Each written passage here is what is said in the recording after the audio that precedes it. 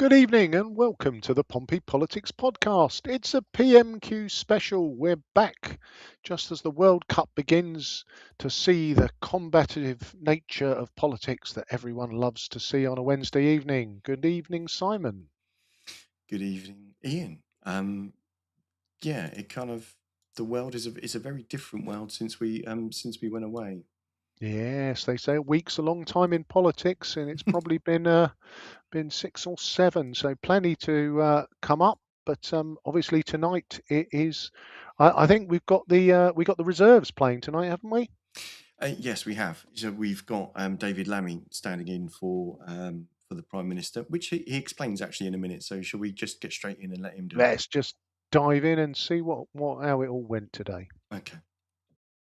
Mr. Speaker, I've been asked to reply on behalf of the Prime Minister who's attending the G7 summit in Evian. May I first pay tribute to two giants of the Labour Party, Roy Hattersley, who was a formidable deputy leader who never stopped fighting for a more equal and fair society. And we also remember our beloved colleague, Jo Cox, and honour her memory for working to bring our communities together, celebrating the decency and the compassion that defines this country. I also want to remember the 72 lives lost at Grenfell Tower. The legacy of that appalling tragedy must be a safe, secure home for everyone in this country. We come to the Shadow Secretary of State, Claire Coutinho, acting for the official opposition.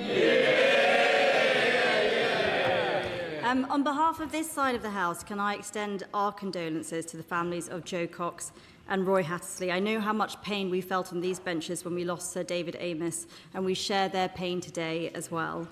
I also pay tribute to those who lost their lives in the Grenfell Tower fire, and I'd also like to congratulate Scotland on their stunning win and wish England the very best of luck for tonight. Now, Mr. Speaker, it is a great privilege to be standing here with one of the few survivors of Labour's original cabinet, who hasn't resigned on principle or been sacked in disgrace. I feel honoured. So can he start by telling me this? Why is the Labour government happy for Britain to get its oil and gas from Russia or Qatar, but not from Aberdeen? Deputy Prime Minister. Well, can I welcome the Shadow Energy Secretary to the dispatch box. It's always good to hear from someone who was the heart of the Treasury during the biggest fall in living standards on record. The Children's Minister in government that plunged hundreds of thousands of children into poverty, and the Energy Secretary who showed an unwavering commitment to the cause of net zero, even though she's now forgotten that. Don't believe everything you read in the papers.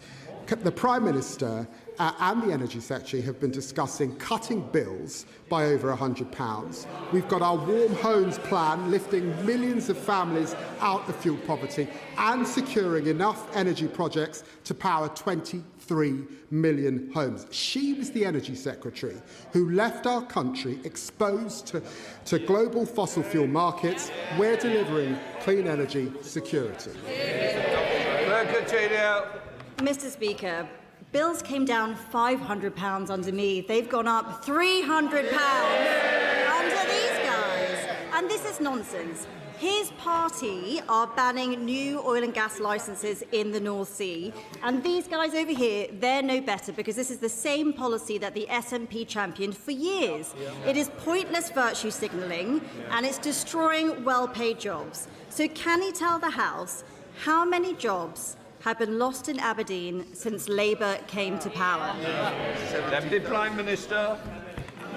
I remember when the Energy Secretary championed net zero. She said in 2023, we cannot prosper, nor can our children flourish if we don't decarbonise energy. The Tories used to believe this 3 years ago. Now she's forgotten because they're desperately chasing reform, and we know it.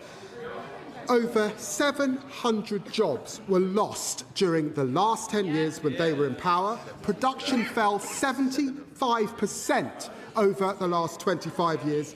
We've secured over £900 billion worth of investment to support more jobs by taking control with renewables, and there are over 100,000 jobs in Scotland supported by clean power. We're building on that, led by the Great British Energy, headquartered in Aberdeen. Coutinho. Just pause there for a minute.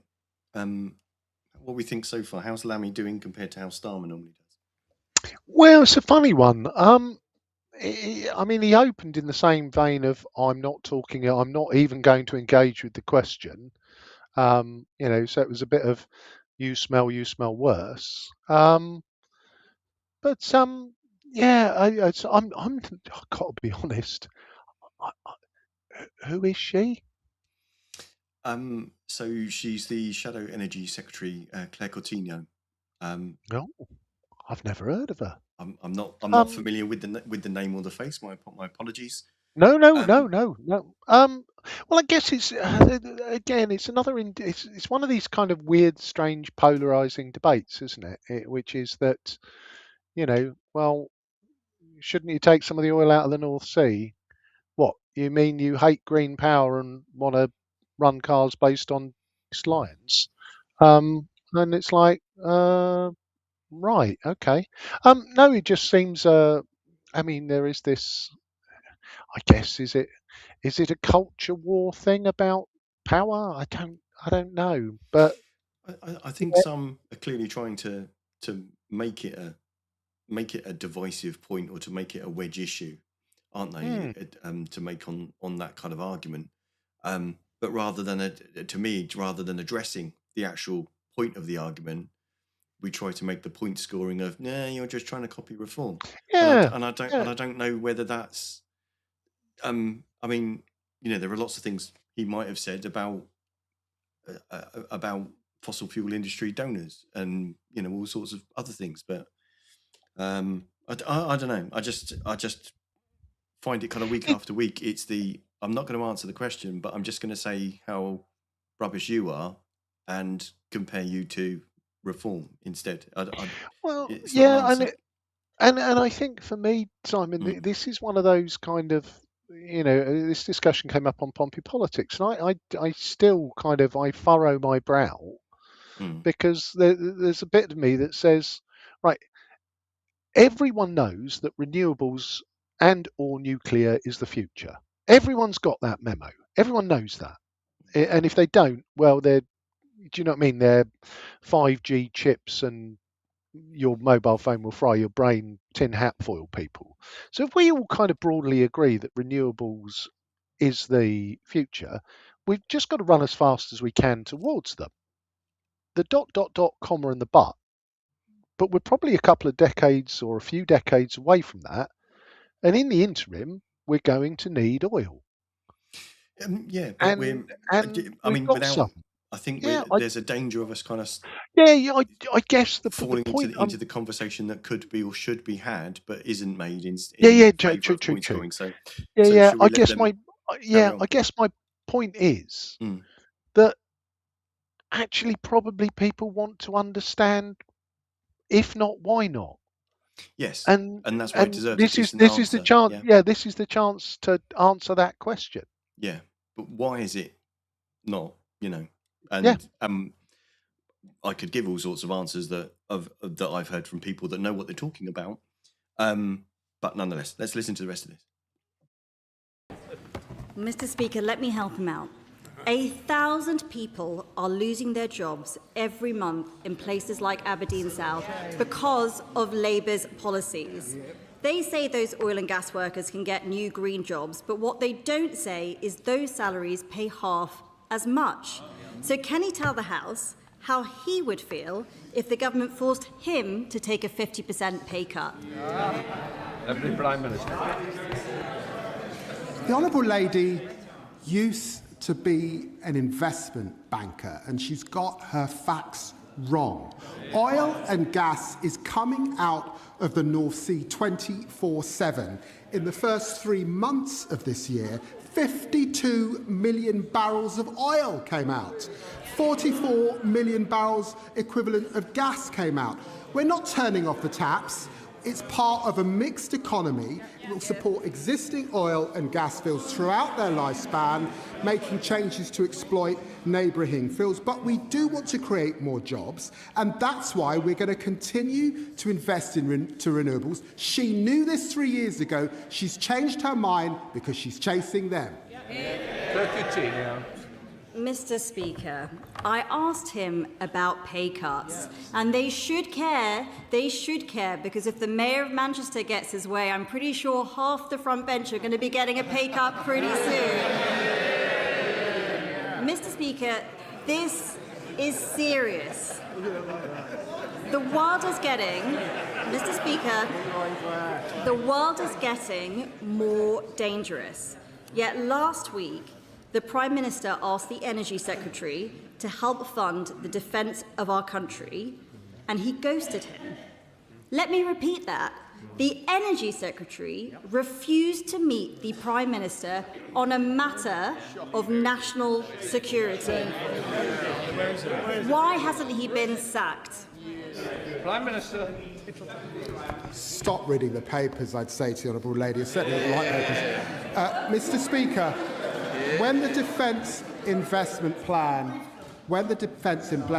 is published, it will set out, this is important, it will set out how every government department is contributing to defence, including the Energy Department. We will always put national security first. The party opposite still don't get it. Families worried about their bills going up because of a war in the Middle East, that her leader said she'd jump into feet first. I'm going to pause then again. Yeah. There was a semblance of a decent answer, but he couldn't help himself but point score at the end Starting of to come, wasn't it? Starting to come. But yeah, it's interesting. I'm surprised that she hasn't gone harder on the defence angle, because obviously the Minister of Defence resigning and his the other chap alongside him who has experience in the military also exiting stage left. I do wonder whether they might be saving that one for Sir Kay next week when he's there in person. But yeah, it's and I guess it is that piece where it's all your fault. Well, there is an element of the boom time for North Sea oil and Aberdeen, and you know that we're over the peak of it, aren't we? So Yes. there are going to be fewer jobs, and it was the land of milk and honey, and if you had those skills, you could basically demand your own salary. Well, those days have gone. So, Yeah, but if those anyone with a modicum of sense could see that there would be coming a point where the oil fields would be running dry. yeah, So I just feel like a better counter is, what were you doing to help people transition out of that, instead of hoping that that the existing, those jobs would kind of remain for it. It just kind of reminds me of the whole kind of argument about the decimation of communities with the shutting of the coal pits in the 80s. It's one thing to recognise that an industry may or may not have a future, but it's another thing to just leave people on the scrap heap and not do something. So someone do something instead of arguing about whose bloody fault it was. Just, you're in charge now. What's your answer? yeah, and it's I guess it speaks to sometimes the short-sightedness of government, doesn't it? It is that piece where when we look at the move towards electrification of vehicles. I know Rachel from accounts came up with some absurd, well, we'll find a way to charge you 3p a mile. But, the less petrol we use, the more efficient the cars get. I mean, my hybrid, we have to fill it up regularly. I've had it nearly 2.5 years, and we've filled it up 4 times, I think. So we have to fill it up every 9 months. So the Treasury is not getting a huge amount off of us, and the more people that go that way, the Well, more yeah, that revenue stream will decrease. It's it's not like you couldn't see it coming. No, but there's also a whole kind of argument being pushed by the fossil fuel industry, which quite understandably wants to maintain the prominence of the fossil fuel industry, that are to some degrees lobbying, but to other degrees spreading information that would kind of make the tobacco companies in the 70s and 80s blush. But shall we have a bit more and see whether you might have been on the right track about defence? Let us know what you think in the comments, guys. If everything's so hunky-dory, why did half his defence team quit last week? Mr. Speaker, they won't find the money to keep our country safe, so let's go through some of the things they can find the money for. Millions of pounds to build solar farms in the Congo, tens of millions of pounds on an experiment to dim the sun, and they are turning down £25 billion in tax revenue from the North Sea to please their out-of-control Energy Secretary. Does he really think that any of that is more important than defending our country? Deputy Prime Minister. We've said that more spending on defence is our #1 priority in this spending review and the next spending review. But she wants to talk about resignations. Let's just remind ourselves. The Tory Defence Secretary that resigned in the last government, remember, for Stone, who was sacked for breaching national security. The Tory Defence Secretary, Michael Fallon, who resigned over sexual harassment. The Tory Defence Secretary who admitted hollowing out the Armed Force Services for 14 years, that was Ben Wallace. We've got a Prime Minister securing jobs and investment in the G7. We've got a Chancellor raising the minimum wage. We've got an Education Secretary cutting costs for childcare. And we've got an Energy Secretary cutting energy bills by over £100. We're proud of that record. If everything is fine, why is he here? Let's face it, this is, he wasn't here last week, was he? Let's face it, this is a government on life support. And what's their grand plan now? They want to, let me get this straight, they want to make the job-destroying Energy Secretary Chancellor. They want to bring back the former Transport Secretary who resigned for nicking phones. They want to replace him with the former Deputy Prime Minister who resigned for dodging taxes.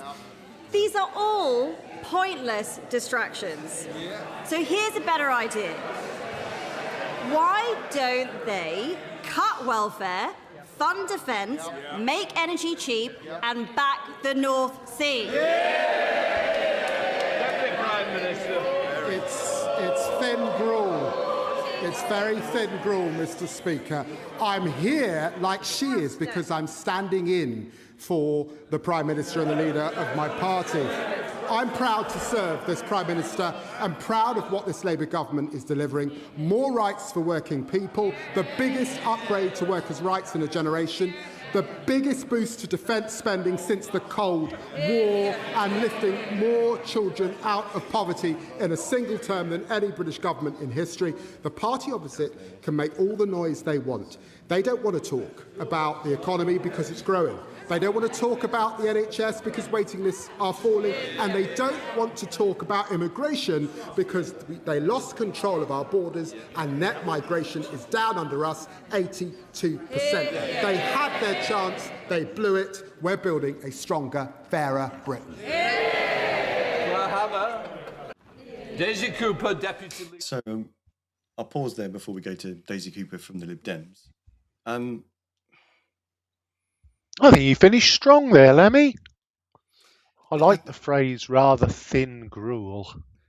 But it is kind of like to try to say local lad, you're only, to try to imply, I don't know what that's about. Are you trying to imply that he's here because basically Kier Starmer can't be bothered or he's too scared to kind of come to PMQs? No, he's at the G7. Everybody knows this. Why are you trying to make that something that it isn't? I don't get it. Yeah, well, I guess it's. I mean, David Lammy is not often trusted to speak in public, is he? He is known for putting his foot in it. So He's yeah, busy I mates mean, with JD Vance. How can he? He yeah, could be out yeah. No, I mean, it was a reasonable sparring session. I mean, there's that element of, and it is that, both want to talk about the things that the other one doesn't. Waiting lists are in, NHS waiting lists. I can see why you'd want to talk about that. They're good numbers. It is that piece of it's a balanced piece because I think when your defence secretary resigns because your defence spending review, which should have been published last autumn, still hasn't been, and it's jammed tomorrow, I think the response of, well, 3 of yours resigned and they were all a bit rubbish. It kind of, that is a little bit, we we sometimes talk about whataboutery. That is just on the A game, isn't it? Of yeah, but yours were rubbish, Sharira. But there was also a sensible answer opportunity that was missed.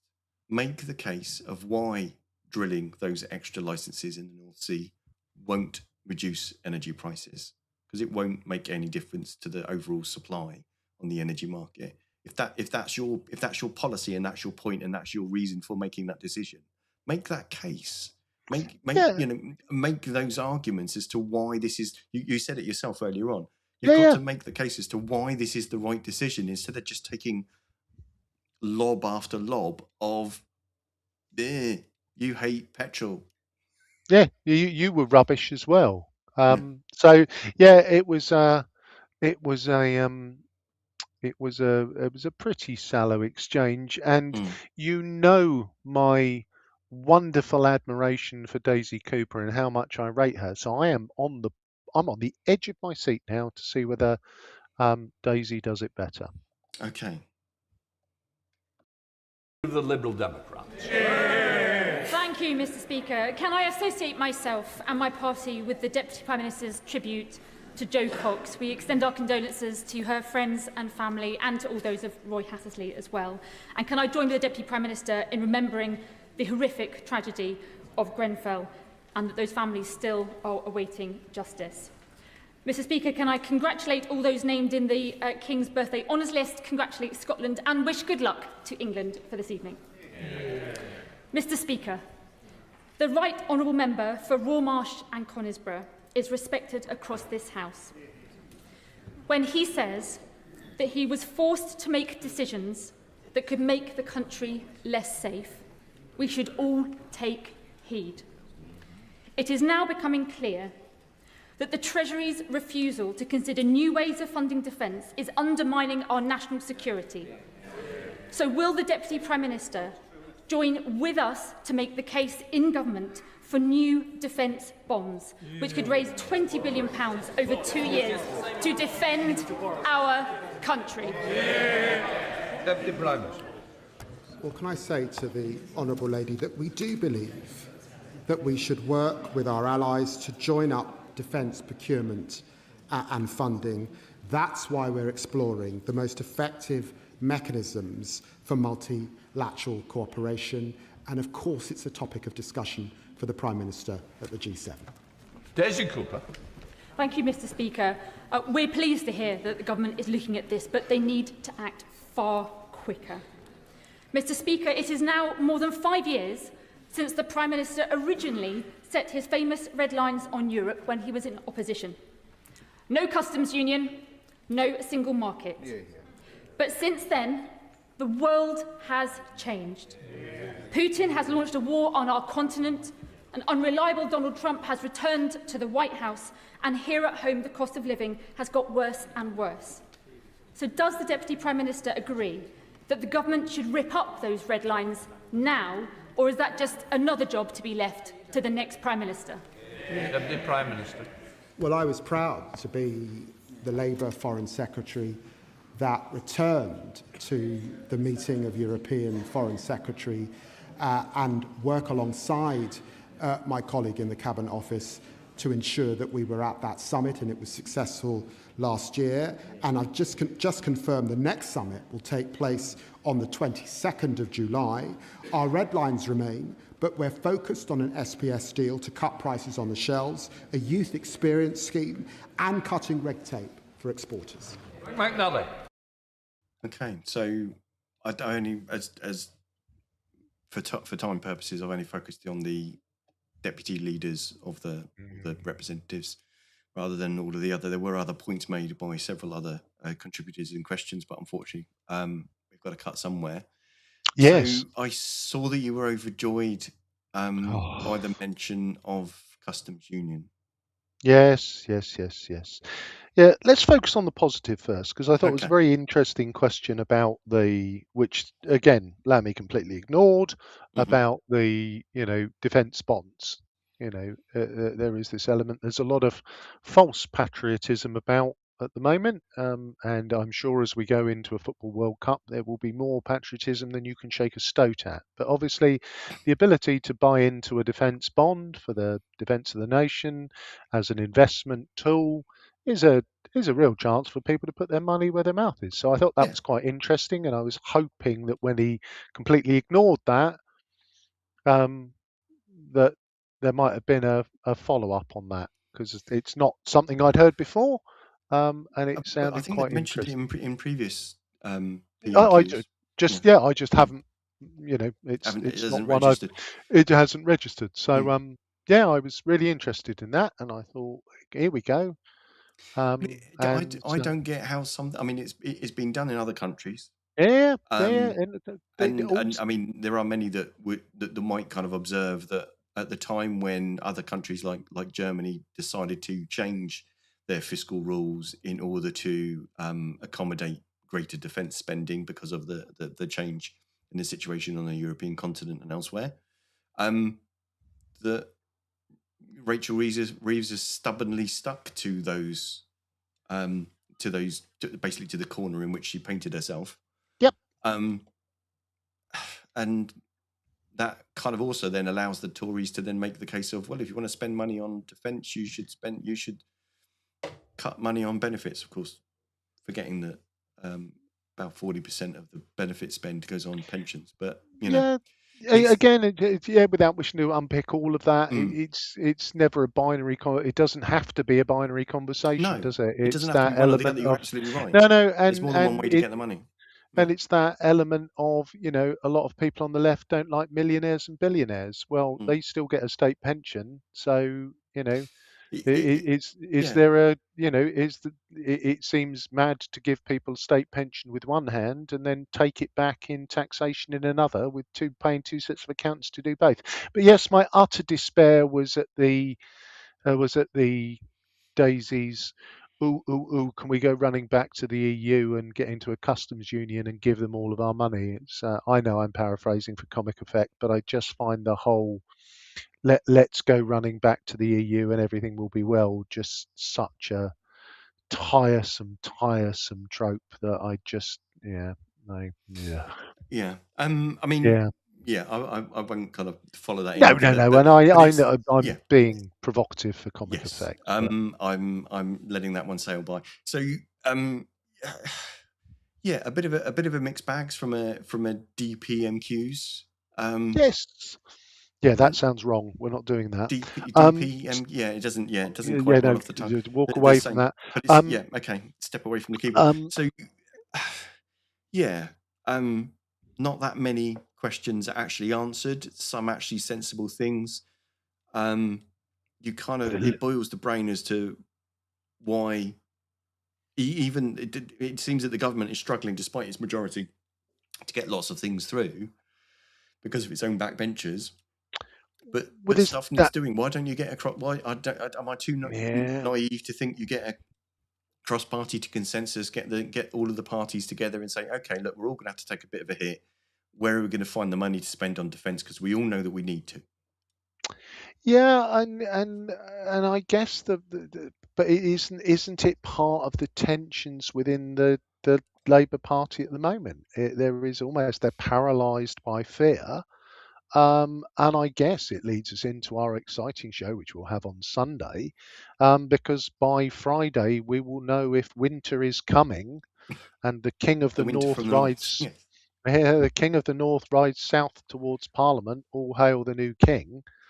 Or, in terms of egg on their face, if they don't win Makerfield, the government couldn't win a game of tag in a telephone box. Where do they go from there? I know, Wes has said that he will be launching his leadership campaign He next says week. he's got the numbers now, doesn't he? He does say he's got the numbers, but there's an element of if it goes hideously wrong Thursday, well, I guess it's that element of, yeah, do you kick it all up in the air? I guess that's for us all to kick about on For another Sunday. one. A new pod, so new faces. Yeah, so you've been listening to the Pompey Politics Podcast, Deputy PMQ special, although it's not that special, we do it every week now. I've been Ian Tiny Morris. And I've been Simon Sainsbury, so do join us at 6:27 on Sunday. Give us a like, a follow, comment, or subscribe on YouTube to make sure you get a notification. Hit that bell so you know that when we're next live, or sign up for our newsletter. Thanks very much for watching, and we will see you next time, either next week in PMQs or on Sunday. We'll see you then.